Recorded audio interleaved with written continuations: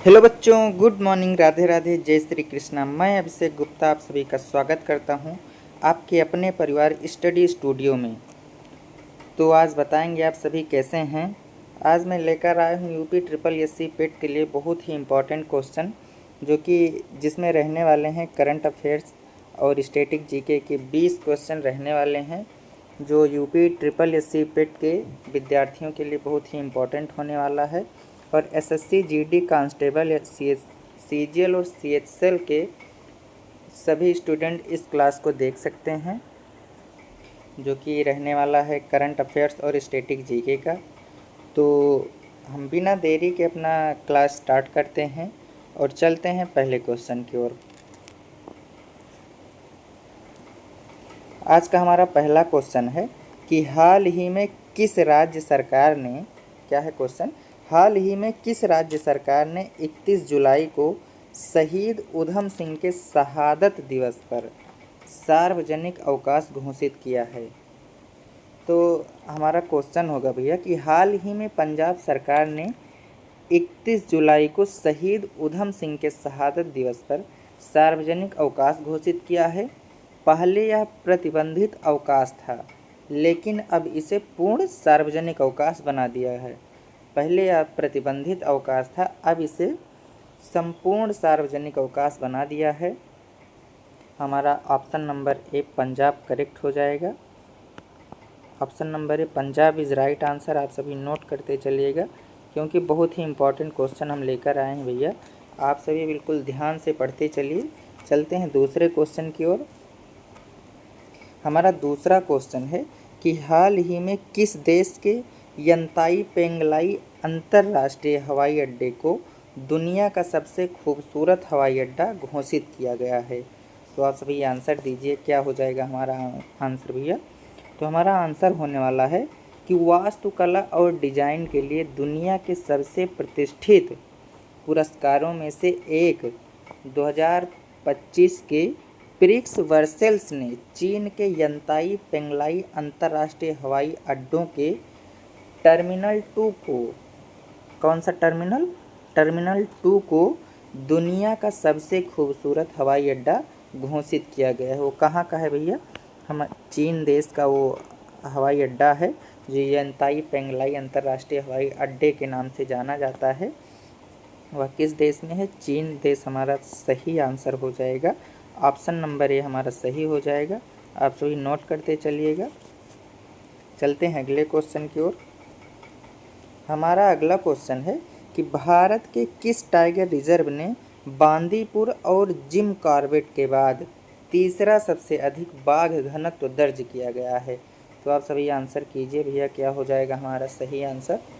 तो हमारा सही जवाब होने वाला है कि जो हमारे भारत के असम राज्य हैं, हमारा जो भारत का असम राज्य है, उसमें जो काजीरंगा टाइगर रिजर्व स्थित है, वहाँ पर बांदीपुर और जिम कॉर्बेट के बाद तीसरा सबसे अधिक बाघ घनत्व दर्ज किया गया है।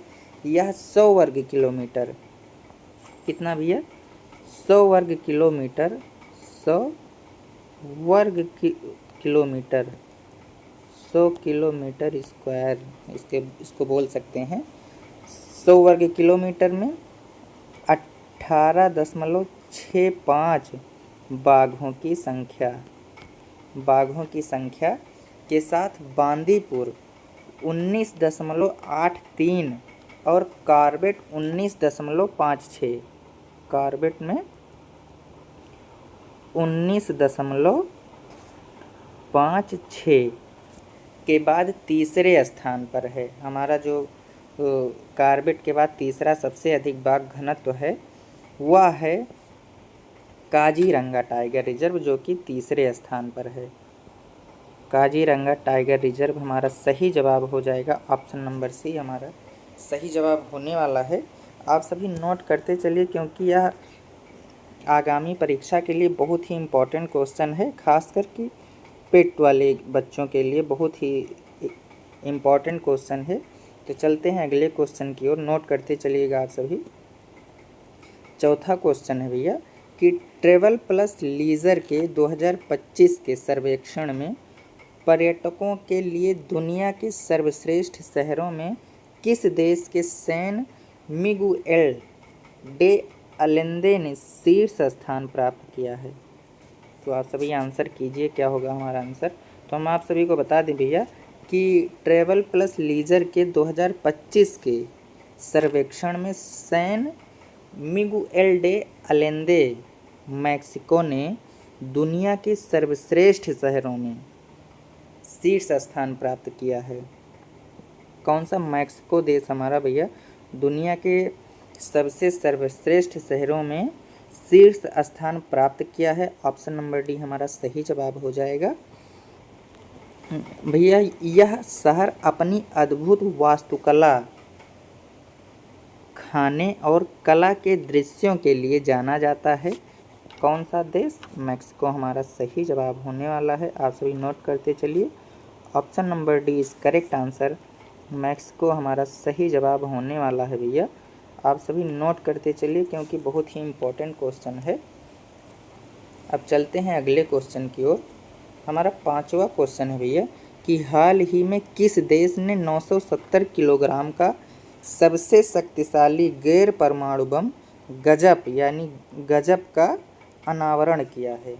तो आप सभी आंसर कीजिए, क्या होगा हमारा सही आंसर भैया।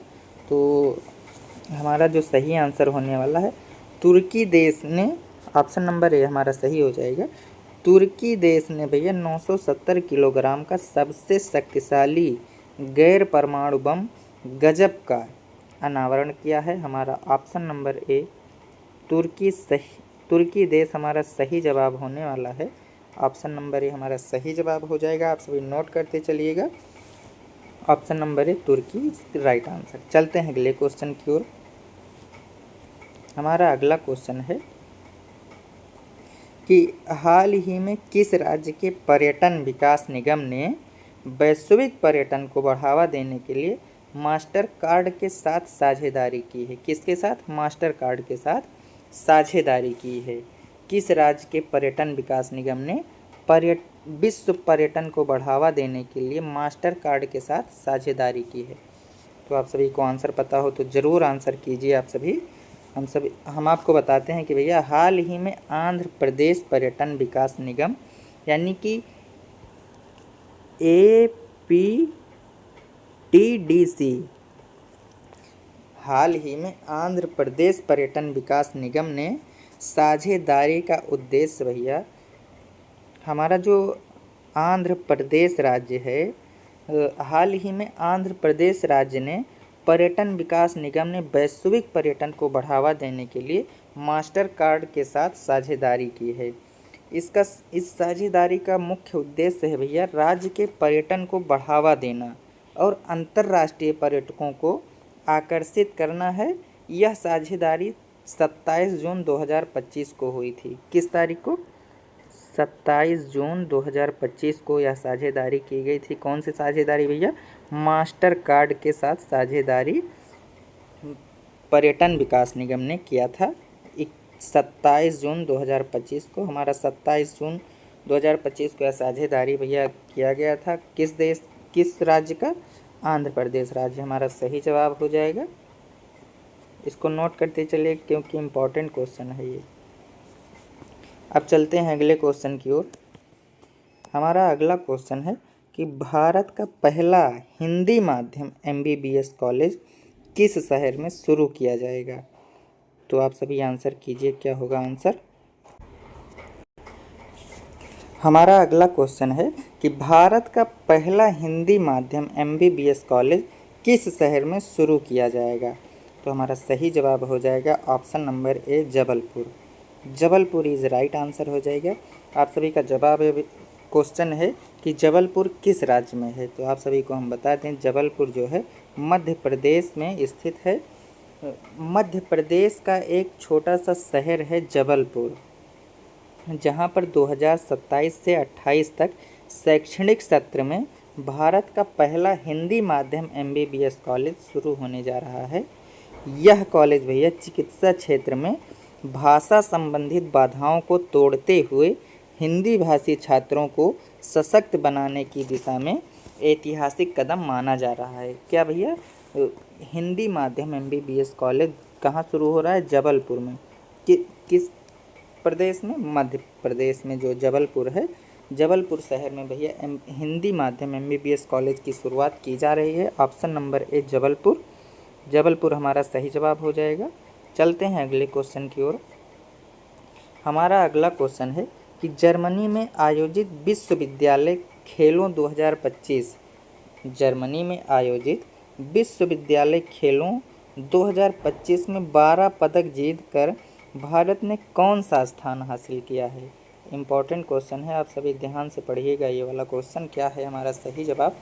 तो हमारा सही जवाब होगा भैया कि भारत ने 2 स्वर्ण और 5 रजत और 5 कांस्य सहित कुल 12 पदक जीते हैं और FISU मेडल टैली में 20वें स्थान पर रहा है। कौन सा स्थान हो जाएगा हमारा? Option number B, option number C 20वां स्थान हमारा सही जवाब हो जाएगा। स्वर्ण कितने जीते हैं?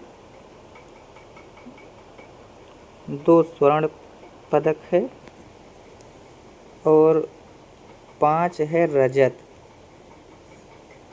और 5 ही है कांस्य।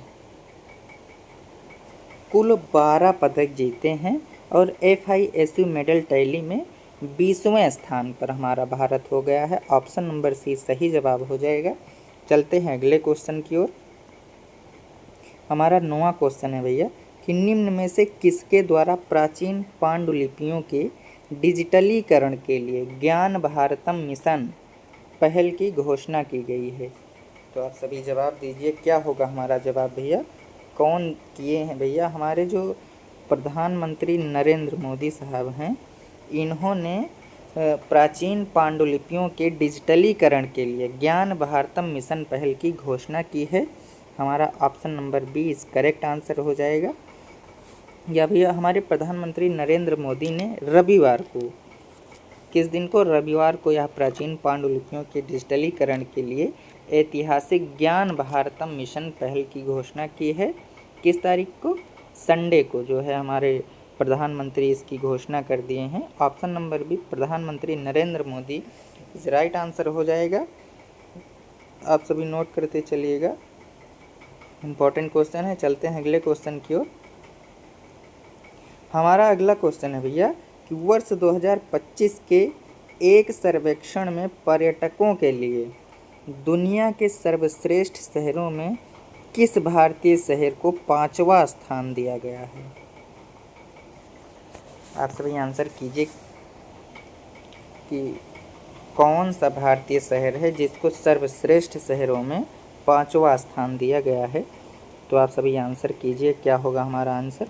तो हमारा सही आंसर होगा भैया जयपुर। हमारा जयपुर राज्य जो है भारत के सर्वश्रेष्ठ शहरों में 5वें स्थान पर इसका दर्जा दिया गया है। ऑप्शन नंबर बी जयपुर हमारा सही जवाब हो जाएगा, जिसका स्थान 5वें नंबर पर है। Jaipur is right answer. चलते हैं अगले क्वेश्चन की ओर, देखते हैं भैया क्या है हमारा अगला क्वेश्चन। हमारा 11वां क्वेश्चन है कि पद्म पुरस्कार 2026 के लिए नामांकन की अंतिम तिथि बढ़ाकर कब तक कर दी गई है? इम्पोर्टेंट क्वेश्चन है ये। जो हमारे पद्म पुरस्कार 2026 के लिए नामांकन की अंतिम तिथि थी, उसको बढ़ाकर कब तक कर दी गई है? तो आप सभी को जवाब देना है, कब तक हो जाएगा हमारा सही आंसर भैया? तो हमारा सही जवाब होने वाला है ऑप्शन नंबर सी 15 अगस्त 2025 तक ये डेट बढ़ाकर कर दी गई है। 15 अगस्त 2025, 15 अगस्त तक यह डेट जो है बढ़ा दी गई है। आप सभी को आंसर देना है कि इससे पहले कब तक ये था। हम चलते हैं अगले क्वेश्चन की ओर। हमारा अगला क्वेश्चन है कि हाल ही में गोवा शिपयार्ड लिमिटेड ने भारतीय तटरक्षक बल के लिए कौन सा गश्तीपोत लॉन्च किया है? तो हमारा सही जवाब हो जाएगा भैया option number C. Option number C है ICGS अटल जो है भारतीय तटरक्षक बल के लिए गोवा शिपयार्ड लिमिटेड ने गश्तीपोत लॉन्च किया है। कौन सा गश्तीपोत? ICGS Atal. Option number C is right answer. 13वां क्वेश्चन है भैया कि प्रधानमंत्री भारतीय जन औषधि परियोजना के अंतर्गत कब तक 25,000 जन औषधि केंद्र खोलने का लक्ष्य रखा गया है। लक्ष्य है तो आप सभी को आंसर करना है कब तक हो जाएगा। ऑप्शन नंबर बी मार्च 2027 तक प्रधानमंत्री भारतीय जन औषधि परियोजना के अंतर्गत मार्च 2027 तक 25,000 जन औषधि केंद्र खोलने का लक्ष्य रखा गया है। ऑप्शन नंबर बी 2027 मार्च 2027 तक यह लक्ष्य रखा गया है। हमारा इम्पोर्टेंट क्वेश्चन है भैया, नोट कर लीजिएगा। ऑप्शन नंबर बी मार्च 2027 इस करेक्ट आंसर। चलते हैं अगले क्वेश्चन की ओर। हमारा 14वां क्वेश्चन है भैया कि उर्वरक कंपनियों द्वारा अब तक कुल कितने नैनो यूरिया संयंत्र स्थापित किए गए हैं। इम्पोर्टेंट क्वेश्चन है, बताइए अब सभी क्या हो जाएगा हमारा सही जवाब। तो हमारा सही जवाब हो जाएगा ऑप्शन नंबर ए 7 संयंत्र स्थापित किए गए हैं। किसके द्वारा? नैनो यूरिया संयंत्र जो है 7 संयंत्र स्थापित किए गए हैं उर्वरक कंपनियों के द्वारा। 7 संयंत्र हमारा सही जवाब हो जाएगा ऑप्शन नंबर ए 7 संयंत्र स्थापित किए गए हैं। किसके द्वारा? उर्वरक कंपनियों द्वारा अब तक कुल 7 नैनो यूरिया संयंत्र स्थापित किए गए हैं। हमारा सही जवाब हो जाएगा ऑप्शन नंबर ए 7 संयंत्र। नोट कर लीजिएगा। चलते हैं अगले क्वेश्चन की ओर। हमारा भैया 15वां क्वेश्चन है कि हाल ही में मंगलुरु की छात्रा रेमोना परेरा ने 170 घंटे का नॉन स्टॉप किस शास्त्रीय नृत्य का प्रदर्शन करके विश्व रिकॉर्ड बनाया है। कितने घंटे का? 170 घंटे का नॉन स्टॉप किस शास्त्रीय नृत्य का प्रदर्शन करके विश्व रिकॉर्ड बनाया है। हमारा कथक हो जाएगा कि कथकली हो जाएगा या मणिपुर या भरतनाट्यम। आप सभी को जवाब देना है भैया, क्या हो जाएगा हमारा सही जवाब। तो हमारा सही जवाब जो हो जाएगा तो हमारा हो जाएगा option number D Bharatanatyam. Bharatanatyam भैया 170 घंटे का नॉन स्टॉप भरतनाट्यम शास्त्रीय नृत्य का प्रदर्शन करके विश्व रिकॉर्ड बनाया है। कौन कौन बनाया है भैया ये विश्व रिकॉर्ड? मंगलुरु की छात्रा रेमोना परेरा ने 170 घंटे का नॉन स्टॉप भरतनाट्यम शास्त्रीय नृत्य का प्रदर्शन करते हुए विश्व रिकॉर्ड कायम किया है। ऑप्शन नंबर डी हमारा सही जवाब हो जाएगा। बहुत ही इम्पोर्टेंट क्वेश्चन है, मोस्ट इम्पोर्टेंट में रख लेना भैया इसको, ये पक्का है क्वेश्चन पूछा जा सकता है। तो चलते हैं हम अगले क्वेश्चन की ओर। अब हमारा चालू होता है स्टैटिक जीके एमसीक्यू, वहाँ पर हमारा करंट अफेयर ख़त्म होता है। अब चलते हैं स्टैटिक जीके की ओर, देखते हैं क्या है क्वेश्चन भैया। हमारा स्टैटिक जीके का पहला क्वेश्चन है कि पौधों में प्रकाश संश्लेषण की प्रकाश निर्भर अभिक्रियाएं किस कोशिकांग द्वारा संपन्न की जाती हैं। तो आप सभी को पता होगा जो हमारे प्रकाश संश्लेषण का प्रकाश निर्भर अभिक्रियाएं होती हैं वो क्लोरोप्लास्ट के द्वारा संपन्न होती हैं। क्लोरोप्लास्ट हमारा सही जवाब हो जाएगा ऑप्शन नंबर बी। क्लोरोप्लास्ट से जो पौधे प्रकाश संश्लेषण की क्रिया करते हैं वो क्लोरोप्लास्ट होता है। ऑप्शन नंबर बी हमारा सही जवाब होने वाला है। चलते हैं अगले क्वेश्चन की ओर। हमारा 17वां क्वेश्चन है भैया कि निम्न में से कौन से देश बाल्टिक देशों के रूप में जाने जाते हैं। कौन से देश बाल्टिक देशों के रूप में जाने जाते हैं। तो आप सभी जवाब दीजिए, क्या क्या हो जाएगा। हमारा सही जवाब होने वाला है भैया option number B. Option number B है एस्टोनिया, लातविया, लिथुआनिया। ये जो देश हैं भैया बाल्टिक देश के रूप में जाने जाते हैं। ऑप्शन नंबर बी सही जवाब हो जाएगा। नोट करते चलिएगा इम्पोर्टेंट क्वेश्चन। चलते हैं अगले क्वेश्चन की ओर। हमारा 18वां क्वेश्चन है भैया कि निम्नलिखित में से किसको कर्नाटक संगीत के पितामह के रूप में जाना जाता है। किस संगीत? कर्नाटक संगीत के पितामह के रूप में जाना जाता है? तो आप सभी को जवाब पता हो तो आप आंसर किया करिए तुरंत। देखते हैं क्या होगा हमारा सही जवाब। तो हमारा सही जवाब हो जाएगा भैया, जो हमारे पुरंदर दास जी थे उनको कर्नाटक संगीत के पितामह के रूप में जाना जाता है। ऑप्शन नंबर ए हमारा सही जवाब हो जाएगा। पुरंदर दास को जो है कर्नाटक संगीत के पितामह के रूप में जाना जाता है। ऑप्शन नंबर ए पुरंदर दास ही हमारा सही जवाब हो जाएगा, पुरंदर दास। 19वें क्वेश्चन की ओर आ गए हैं हम। यूरोपीय संघ के 27 में से, जो यूरो मुद्रा है, यूरोपीय संघ के 27 में से कितने सदस्य देशों की आधिकारिक मुद्रा है? हमारी जो यूरो मुद्रा है भैया, यूरोपीय संघ के 27 में से कितने सदस्य देशों की आधिकारिक मुद्रा है? तो आप सभी जवाब दीजिए, क्या होगा हमारा सही जवाब? तो हमारा जो 20 देश है भैया, 20 देशों का जो यूरो मुद्रा है वो यूरोपीय संघ के 27 में से 20 सदस्य देशों की आधिकारिक मुद्रा है। कौन सी मुद्रा है? यूरो जो है 20 सदस्य देशों की आधिकारिक मुद्रा है। ऑप्शन नंबर बी सही जवाब हो जाएगा, नोट कर लीजिएगा। चलते हैं अगले क्वेश्चन की ओर। हमारा अगला क्वेश्चन है कि हरित क्रांति के जनक माने जाने वाले नोबेल पुरस्कार विजेता नॉर्मन अर्नेस्ट बोरलॉग को भारत सरकार द्वारा कौन सा पुरस्कार प्रदान किया गया था? इम्पोर्टेंट क्वेश्चन है, आप सभी जवाब दीजिए।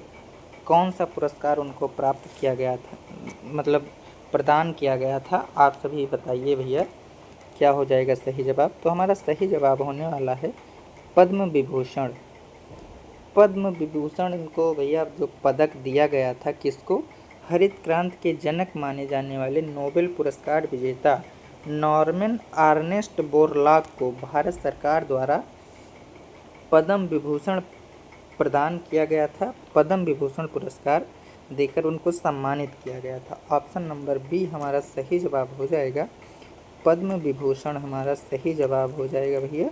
आप सभी नोट कर लीजिएगा और पूरी क्लास ज़रूर देख लीजिएगा, क्योंकि ये बहुत ही इम्पोर्टेंट क्वेश्चन लेकर आए हैं सभी यूपी SSC पेट के विद्यार्थियों के लिए। तो आज के लिए इतना 20 ही क्वेश्चन रखते हैं। मिलते हैं अगले सेशन में, तब तक के लिए जय हिंद, जय भारत, बाय बाय।